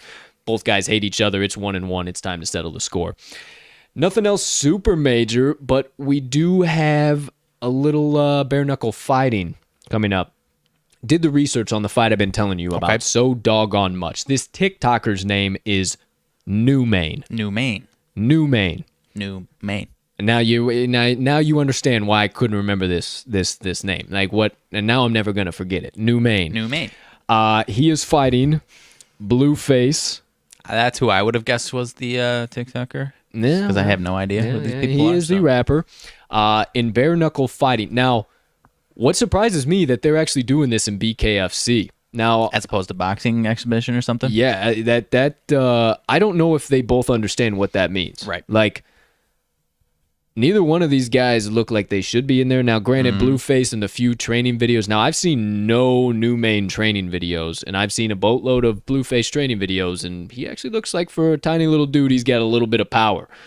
And it only takes just a little bit of power to shut someone's lights out when you got nothing protecting Knuckles. And at the end of the day, gloves are meant to protect Knuckles, not your face. So I don't know if these boys know what they've gotten themselves into, or at the very bare minimum, if New Main knows what he's gotten himself into. I think that TikTok pretty boy face might be a little messed up for the coming weeks here after this weekend, as that fight is on Friday night.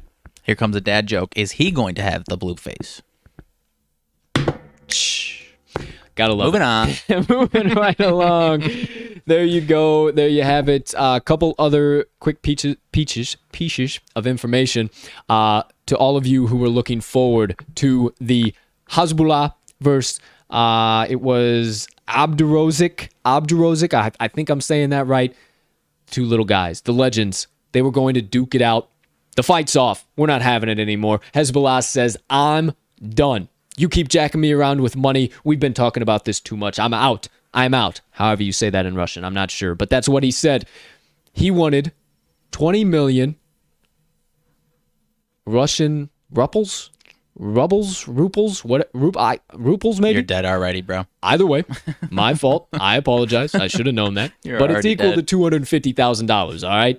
So doesn't seem like a whole lot for a fight, and the promoter wouldn't go over $7 million apparently. Meanwhile, Mr. Hezbollah needing to get paid. Abdurozak, I'll fight for free. I don't give a damn. I'll smash his head in for $0.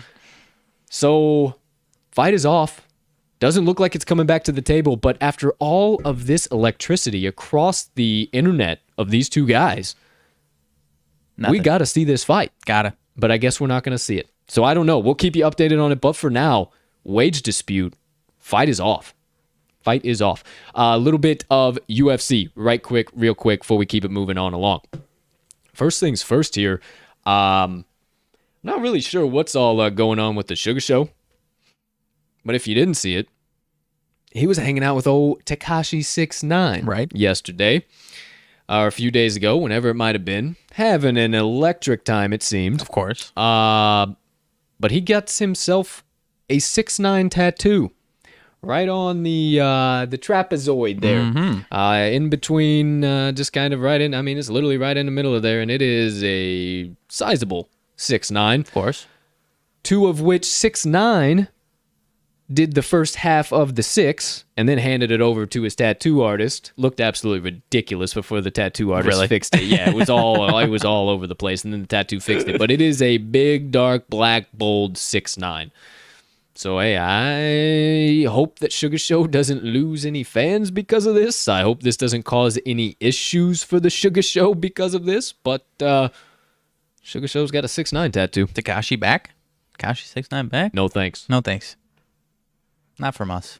I'm more than good on that. I don't need any of that music. There's plenty of other people doing it in the same style, but better. So I'm good. I don't need any more of that. Moving along, though, a little bit of additional UFC news. So the now bantamweight champ, Right. the man. Wait, whoa, is it 125? You're asking me. Either way, gosh darn it. The Brandon Moreno. Right. Champ of the 120. Yeah, it's 125 division, I do believe. It wouldn't be bantamweight because bantamweights is Aljo. Or is that featherweight is Aljo? Help me out here, guy. I'm working on it. I'm working on it. Everybody hang tight. Flyweight. Flyweight, 125. Okay. So, king of the flyweight division, Brandon Moreno. Si se puede, si se puede, si se puede. He says, hey, I ain't interested in a rematch with Figueiredo. I already whooped his ass twice as far as I'm concerned. I got that draw, then I got it outright. I got this gold strapped around my chest. I think he needs to fight somebody else before I give him another opportunity. I'm not interested in a rubber match. King moves, ? Mr. Magnuson, or is he being a little bit too brash, a little bit too soon? Maybe a little brash, but I mean, like you said, he got the first fight draw. Everyone thinks he got the win. So if you're thinking that, then that's fair. I mean, I don't think there's any issue getting the rematch because I think he can prove bona fide that, hey, I'll kick your ass a third time, dude. I don't give a shit. That's what I would say he should be doing. Yeah, I would have to agree. I think he's well within his rights to say this. Because I feel like I'm still a casual fan, but I'm probably above average casual fan here. There's not a ton of names on this list that jump off the page to me on here on this rankings list for the flyweight division. So, I mean, as far as the fight, spectacle would be concerned, Figueiredo most definitely would be the biggest one as far as the broad audience of the UFC is concerned. Actually, I wouldn't mind seeing that Askar Askarden's fight. Okay. That Alex Perez fight wouldn't be bad. There's a couple of guys I could see him going up against that I think would be some good opponents that I think Brandon Moreno can run through because he has been doggone good. But hey, that's the word on the street. Moreno is not interested in a third fight with Figueiredo, so we'll have to wait to see who the 125 champ is going to be fighting next. That does it all. That's all I got you for the 8-sided circle. What another segment. I mean, just covering all types of things and going anywhere we doggone well, please. So, there you have it. A couple of quick other pit stops. Nothing too crazy, too major in between them. We'll wrap it up with the hardwood, talk a little bit about last night's Game 6. MLB news. Gotta mention it because you're probably not going to see him anymore this season. I actually didn't see this. Starlin Castro is out for the season. Another guy for domestic violence reasons. Once again, as you always see on this show, we do not get into that. We do not discuss that. We do not talk about politics. That is out of our realm. We do not talk about anything in between. It's out of our realm. We just talk about sports bets and shit that makes us laugh. But if there's a statement to be made as far as him being out, we'll say it.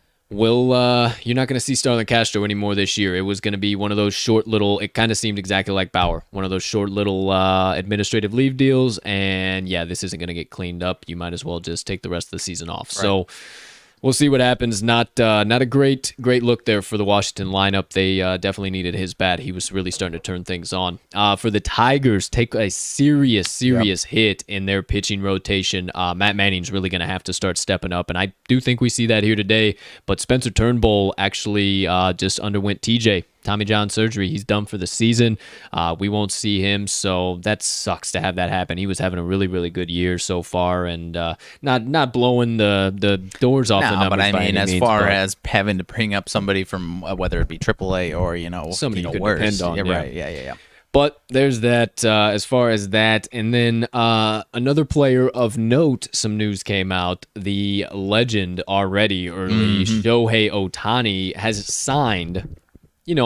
They say when the tide rises, it's good for all of the boats. Right.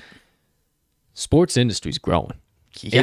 It is growing, and sports gambling is only helping to that.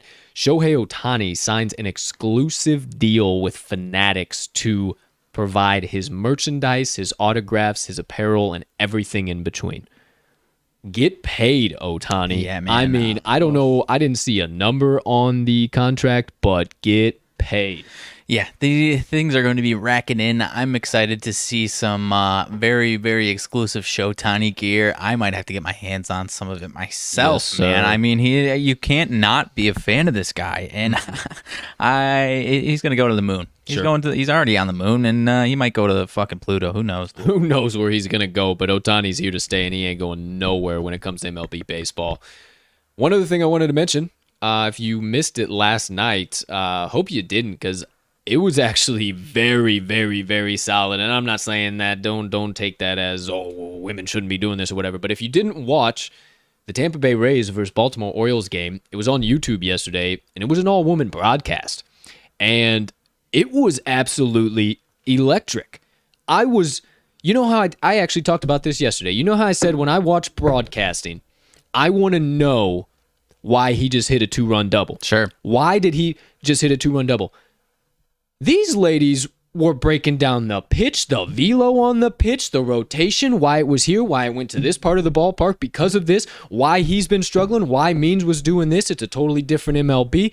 I mean, it was the best broadcasting I've listened to in a very long time. So much deserved, ladies.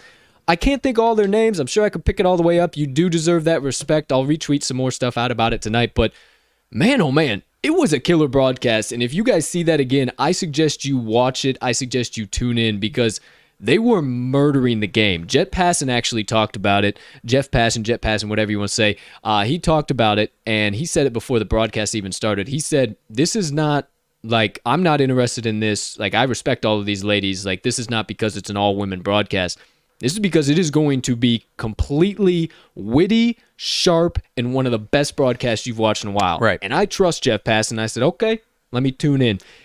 And it was electric. It was awesome. People are underestimating. I mean, you said it. You want to know why things are happening. And people are, I mean, broadcasts, especially baseball, are starting to get into that. But people underestimate how, or the networks underestimate how much of the general public actually wants to hear those things and not just BS, top line rumor stories and whatnot. Obviously, we want those sprinkled in here and there. But like you said, we want to know why and where things are happening and what's going to happen potentially or what you think is going to happen. And I missed this one last night. I forgot about it. I was all NBA Finals last night, but I'm not going to miss the next one. Yeah, it was solid. It was very, very solid. And from somebody who bitches and moans and complains about broadcasts, they murdered it. Right. So once again, congrats, ladies. That was absolutely awesome.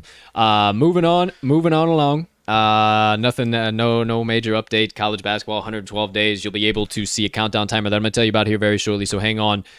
Website updates coming inbound. Hang on tight.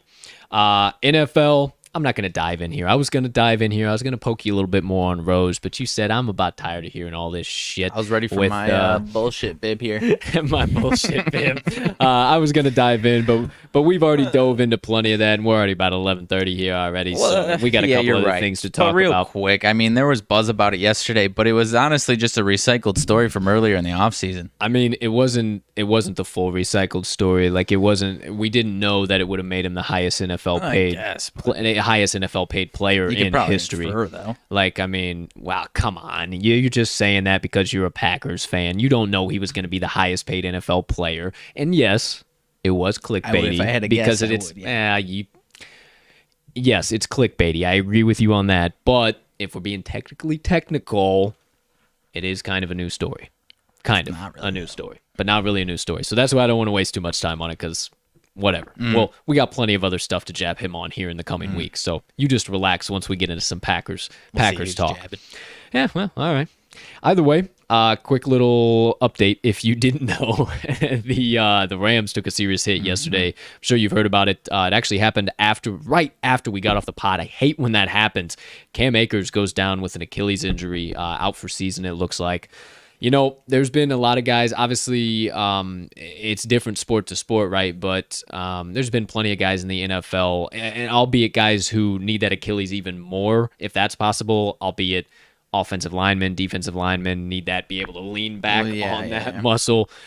They've had plenty of Achilles injuries that I've seen, and they've come back just fine. So I think that Cam will come back just fine. Now, what holes can they possibly fill? Something interesting that I don't think anybody's thinking about, and this is my hot take, is that Adrian Peterson is a free agent.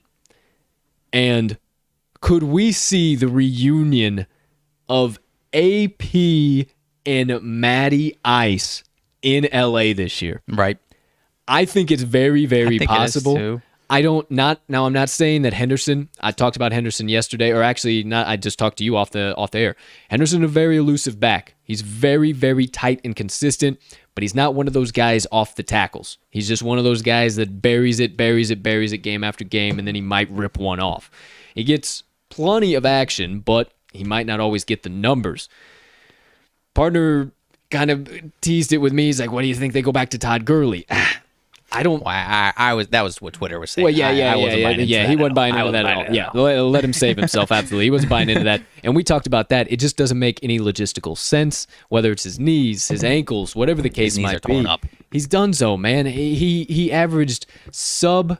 It was negative 0.26 EPA per attempt last year. I mean, he had no value whatsoever. So That makes no sense. And then they got a couple of rookies or even practice squad guys they picked up. Guys, who I even know who the hell they are. Well, with that being said, I honestly have a lot of faith in the Rams. Adrian Peterson might not be a bad choice. I have a lot of it is. But they've found some success, finding guys, whether it's these rookies, undrafted guys. They've had a lot of success plug and play, or just finding some stream guys to at the running back spot. I mean, Cam Akers was kind of one of those guys, so I've got a lot of faith in them to get it figured out. I think this is more of a system where all you got to do is just find the right style of running back, and I think you're going to find some success. So I don't think they need to go try and swing it for the fence. But I mean, I think Adrian Peterson could honestly be a good fit. So and obviously he's got the football IQ, so that might not be a bad spot. A lot of people I saw on Twitter were saying Frank Gore, but I don't think that's the right fit. I don't think that's the right fit at all. Not for that offense. No. But yeah, I think AP could be absolutely electric, and I think way too many people are overlooking that here. And people might be like, Matt Stafford, AP reunion. They were together for at least a year. Yeah, they definitely were. Was that last year? Yeah. Okay. It was just a quick little, and they were actually pretty doggone good together. It might have even been the 2 years. I think AP was with them for 2 years. I could be. Yeah, I'm not even sure. Either way, definitely, because yeah, he stayed within the. I almost said NL Central. That was just last year. Oh, it was just last year. Just last year, yeah. That was funny. 16 games. But yeah, I don't know. We'll see. I think he is a very intriguing add to that lineup, and him and Henderson would be a nice 1-2 punch. But that's about it coming out of the NFL. Have a little bit more to tell you about it here in just a minute when I tell you about the website. All right, hold on, hang tight. Last but certainly not least, partner, lay it on me. Let me have it. Game 6 of the NBA Finals. You've been beating the Bucks drum since the start of the playoffs. They are now your 2021 Larry O'Brien Trophy winners. What's going through your mind? How you feeling? We've had a few hours here removed from Game 6. What are we seeing? We see the MVPs out there living life.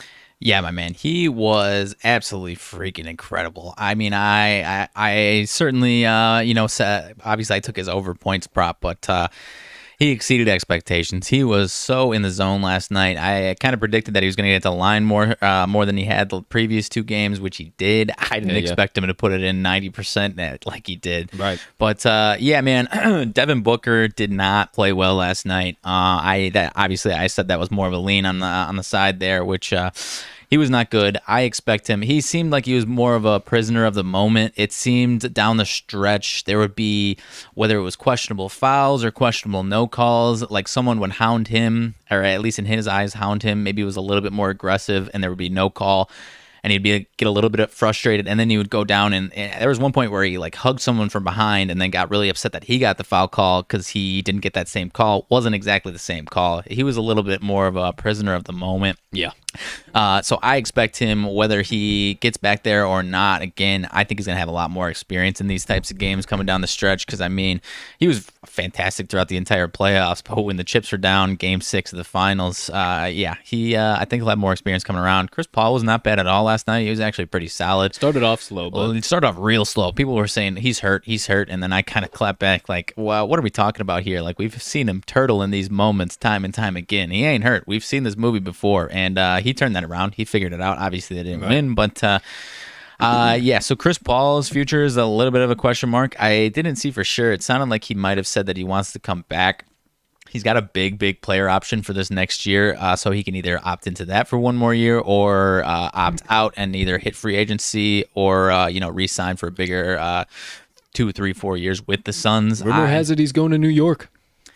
That's what New York fans always try to. I'm not saying you're wrong, and I'm not. Maybe it is, but and that would be a good fit, honestly. Yeah, it would be an amazing fit. I would be surprised if he doesn't want to run it back one more time with the Suns, honestly, because I mean, I could see. It sounded like he wanted to opt out of this player option. It's like a $45 million player option that he would opt out of, which obviously he's got all the money in the world, and he probably just wants that 3-4 year security. Shit, State Farm's paying him $45 million every Tuesday.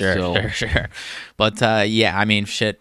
The Knicks could be an option for him, like you said. I have to feel like he's got a sour taste in his mouth and wants to run it back there in Phoenix. But we'll see. I mean, people are already saying go to the Lakers and play with your buddy LeBron. That might not be off the table. That would be a little little cheap cop out there trying to get a ring, which obviously he wants it. But Yeah, I don't know, man. The Bucks, they're gonna look pretty similar next year. You were right, actually. I was kind of not saying you were wrong, but Chris Middleton, Drew Holiday are about to go to the Olympics as well. I did not realize that. I knew there was somebody out of this. Right, which actually shocks me, man, that they're going to go through this entire season and then go right over to Tokyo. I knew that was a storyline. I just could not think of who the hell you it were was. right. So, hey, I'm glad you were able to find that out because I could not remember whatsoever. So I'm not sure. I mean, Giannis is obviously going to get some rest, and he's going to come out fantastic next year again. Yeah. But hey, he gets that scoring in check. Look out, NBA. Look out. Yeah, I mean, free throws were awesome last night. I think he was just in the zone, honestly. Yeah. I don't know if he'll figure that out or not, but you got something else? Yeah, speaking of look out, we already got odds for next year. Right. 2021 NBA Finals outright betting champion. Nets, number 1, plus 200. Lakers, number 2, plus 600. Bucks coming in at number 3, plus 850. Suns right behind them, plus 1200. Number 5, Los Angeles Clippers, plus 1300. And the Warriors, plus 1300. Same odds, just to round it out for the top 5 or 6 here. Utah Jazz, plus 1300. You get out of that, 76ers plus 1,600, and then you get into the 2000s, starting with the Denver Nuggets. Interesting. Very interested. I don't. That's way too early for me. I got no idea. Yeah, I mean, shit. I'm not saying I'm placing any bets or anything, but the Nets being the favorites. Obviously, if they were healthy this year, they would have, in my opinion, still would have ran through the Bucks. I was, I was on the Nets drum the very, very beginning of the playoffs when they were, at least somewhat healthy. And I kept saying they were going to get bounced. I think they're going to get bounced. I just keep saying it. But coming back, I mean, you get a super team now in their second year if they can stay healthy. Someone else is going to have to, build their roster up a little more to compete with that. I think the Lakers are going to retool a little bit here. Not a rebuild by any means. I think they're going to retool a little bit here. Their roster depth kind of dropped off a little bit. Obviously, they had injuries, but AD, LeBron should be healthy coming into next year. So I think they're going to be dangerous. Like I said, Chris Paul is on the table. I don't know how much of a shakeup we're going to see this offseason in the NBA. Could be a couple big names moving around. I'm not sure. But, don't write off the Lakers. Write off the Lakers. They'll be back. They'll be, at the very least, they'll make a deeper playoff run. We'll see. Some of those dunks I saw LeBron making in Space Jam 2, he's got to have a good next year. I don't know, man. But we'll see, man. We'll see. I'm interested to see where Kawhi's at for this upcoming season because the Clippers, if they retool a little bit, who knows, man. We got plenty to talk about in the NBA here in the coming months when it comes back around the corner. But that's enough for today. That NBA does draft it. Next week, though. NBA draft next week. We might dive right back into it, ladies and gentlemen, so make sure you stay tuned. But that does it for today's Rants and Reactions. Nothing else, nothing more. Couple quick, what do you got? Quick NHL thing. There was buzz that the Seattle Kraken might scoop up Carey Price. Oh. It was going to be a big hit on their bottom line, so the people were swaying away, but they're not doing it. They ain't doing it. Oh, okay. It would have been like an 1/8 of their cap hit or something like that. That was just like, I think you could probably find some better, or, close to that same value with a lot lower contract next time around, which is looking like what they're going to do. Well, hey, appreciate it. Now, thank you for the NHL update. I was trying to look for a couple things, and I did want to say something about the Kraken because, hey, they're here, expansion draft coming. I love their logo, Holy smokes. But I don't know enough about everything going on. I got to dive deep back into it. I don't know enough about the NHL especially draft. not expansion shit. Yeah, I don't know enough about the NHL draft. I'm dead honest about it. I got no clue. So, especially expansion draft, I had no clue in the slightest. So, Vegas, obviously the most recent expansion. They had a tweet graphic that was like, who are allowing available? Nobody. Who might be on the move? Nobody. Something else? Nobody. Did we do this right? And it was like, oh, okay, interesting. What was that like in relation to? Because, like, everyone's supposed to put, like, a number of certain players that are available as far as the expansion draft. So it's, like, available. On their team? Yeah, and they were just like, nobody. You can't have anybody. Fucking goobers. There you go. There you have it. Probably didn't deliver that very well. But I was a little confused as to what you were saying. But like I said, I don't fully understand NHL expansion. There you go, ladies and gentlemen. It's unprecedented. All right. Well, before we officially wrap the show up with some motivation minutes here from yours truly, and give Mags a quick second, see if he's got anything in the sidebar portion here. Quick little update. Reminder, everything. You guys, the Talking the Line website is coming out after this show. We will make sure to let you know on our Twitter exactly when it drops, exactly when it's ready to rock and roll. Got a few things we got to get accomplished and get done to roll it out perfectly for you. In the meantime, a couple things you need to know about. It is going to be talkingtheline.com. Nice and easy. Once we also post it on Twitter, we'll also just have, obviously, a nice little link that you can click there, maybe even a little thumbnail with it, too. Most likely that'll happen.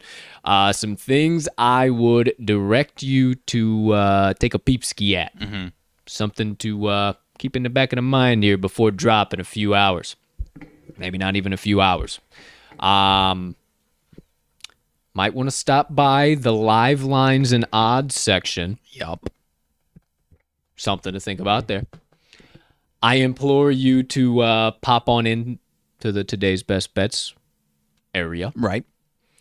The home tab also has some things I highly suggest you scroll on all the way through that bad boy for, because it's not just any old plain horseshit homepage. Mm-hmm. It's got interactive stuff. Right. It's got stuff jumping off the page. And it's going to keep you locked into everything Talking the Line Sports Media. So make sure you stop by there too. Got a nice little, even though you might know us a little bit, you might not know the story of TTL Sports Media. You might not know the whole story. So got a little about section in there. Suggest you stop by there. Learn yourself a little bit more about the TTL crew. Also, last but certainly not least, check out the other section, additional TTL info. Might have some insights as to what's coming right around the corner for Talking the Line Sports Media. Might not have to be telling you guys all the time on the pod. You might just be able to look and see exactly what's coming right around the corner. So, hey, stop by there. We got some good links, if you will, on our partners page. Right. Check out the partners page. Obviously, great stuff there. And there's a few other tabs, a few other things I'll let you wander on and ponder on about for the time being. But, boys and girls, it's done. It's good. It has been a grind. We're ready to release it to you. So the Talking the Line website, our central location, will be dropped. We'll have a couple of intro blogs as well to be dropping down. Not only an opportunity for you guys to learn about TTL sports media and the formation of it within the website, but also stop in our blogs, learn a little bit about me, learn a little bit about Mags, and then see what you might be reading from time to time from us. It's going to be a hodgepodge of everything in between. We're definitely going to be cover our favorite teams, any news, stuff like that, maybe even our hot takes, what we think about them at the current point in time in their specific season. Maybe have some ideas. You've heard me talk about Chef Colt makes appearances on the weekends. I may or may not have some ideas for some game day recipes coming your way. So, hey, go take a look at the website once we drop it. We'll be sure to let you know. And if you haven't followed us on Twitter, make sure you follow us on Twitter at Talking the Line. Super easy. We don't make it hard for you guys to find us. We keep everything the same across every platform.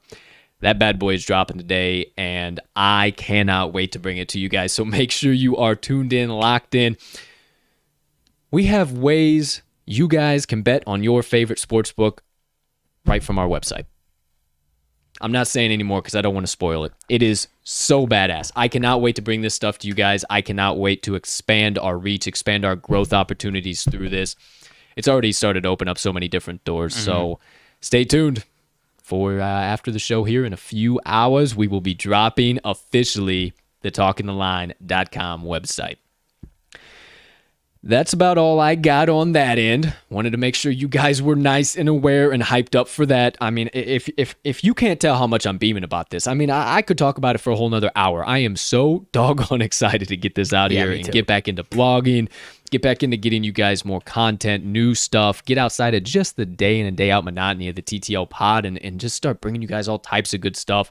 And right around the corner, we got our favorite seasons coming up. And you'll be able to keep track of them right alongside with us. So outside of that, make sure you stop by the link tree, smash that bad boy, the first link in this episode's description, so you can get everything updated. And in case you miss us on Twitter or something, we'll just drop the Talking the Line website on there as well. So you'll be able to find that. Make sure that you follow us on the Action Network HQ app.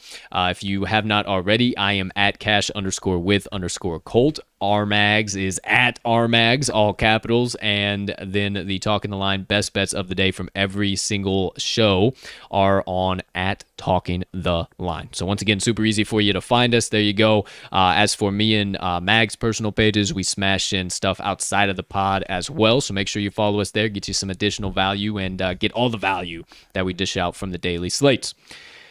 Outside of that, I got not a whole lot of colada remaining in my noggin, partner, but anything burning on your brain, melting in your heart, festering in your soul that you have been dying to get out to the kind folks that joined us on episode number 85 of the TTL Pod on this beautiful July 21st, 2021. Alrighty, so I don't remember if it was last week or 2 weeks ago. I mentioned that sounded like EA might drop a new game, revitalize a game. Oh. Don't know if this was it. I don't know. I hope they have some. It seems like they got some more announcement coming. But they redug up EA Sports PGA Tour. Going to be coming in spring 2022. Now, last year there was a new PGA Tour game. However, it was 2K. EA Sports, I like their golf games a little bit more. A lot bit more, actually. A lot of bit more, yeah. So I will be excited for that. It should be a good one. However, I am hoping we get another announcement because that was nowhere near as juicy as what we thought it was going to be. Yeah, that was a little depressing. There was no like, oh, this was our big announcement. It sounds like there might still be a big announcement coming, but at least we get a little something. Spring 2022. I mean, yeah, it's hard to be excited compared to what we did think that was going to be coming. So, like I said, hopefully we get some more coming. But, nonetheless, not a bad drop. All right. Not bad. We'll see. But you heard it here first. EA Sports, PGA, back on the marketplace. I'll just have to keep whooping your ass in 2K or 2014 PGA golf. You effing wish, pal. You beat me by one stroke. One first time. stroke. The last one was like 4 or 5 strokes. Okay, so I got a little shaky on 7 through 9. I may or may not have triple bogeyed 7 and it screwed my whole round. Fucking 4-putt. What the hell am I doing out here? This is absolutely ridiculous. Man, I really want to stream some games. I wish we could. We got to try and figure that doggone thing out because it would be a blast. We were just having so much problem. I know we talked about it a long time ago going on Twitch, but just so much problem with the Xbox console companion and all that shit. We're not PC gamers, so and again, not being in tech IT, like I don't know what the PC fuck sounds like time. move.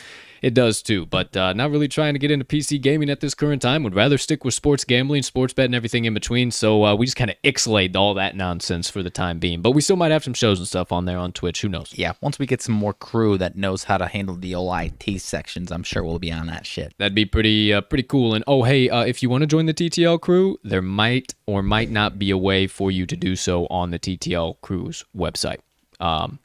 Might be able to toss in an app. So hey, I don't know. Here nor there, just make sure you stay tuned to the talkingtheline.com website drop just after this show. Right. All right. Well, thank you for that update, partner. I appreciate you letting me know that. I'm glad that EA Sports 1 is coming out. Not a big fan of the 2K either, as it is not on Xbox Game Pass. So a little bit of a bummer there for me. Outside of that, reminded you of everything. You guys have been so kind to give us your hard-earned time, your support, your following, so let me pay it back for you a little bit here today. Let's wrap up this show with my motivation minutes. All right. Well, I told you at the top of the show, I wanted to share just a brief message with you on making adversity your friend. Now, also told you I had come up with this quote. It was actually back when we were writing the TTL newsletter, and I had Colt's Inspiration Corner. So now we got Motivation Minutes. Might be bringing back the Inspiration Corner. Who knows what happens?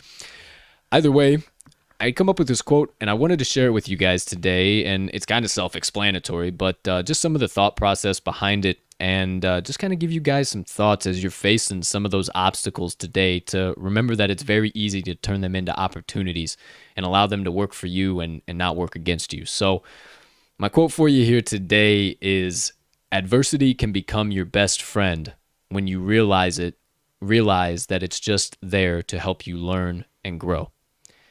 One more time. Adversity can become your best friend when you learn that it's only there to help you learn and grow. Had to read my own doggone quote. I couldn't remember exactly how I worded it. But there you go. Bottom line, I know it's pretty straightforward, straight to the point, but adversity's your friend, my friends. I can't explain to you how powerful it is and how much you need to make adversity your friend. It's not here to hurt you. It's not here to make your life hard. I know it may feel like it, but all you need is just a little bit of perspective. Stop looking at adversity like it's a negative thing, like it's a bad thing, like it's there to make your life difficult and make your day-to-day tasks harder than they actually are. Maybe it's time to start looking at that adversity like it's teaching you something.